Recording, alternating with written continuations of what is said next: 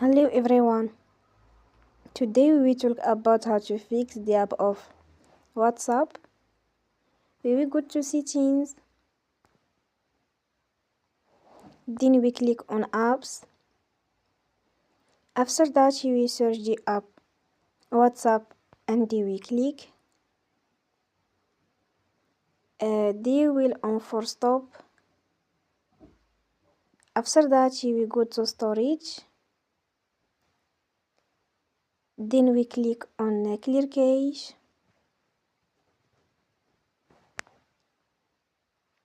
In the end, you will turn your Wi-Fi and you will turn again.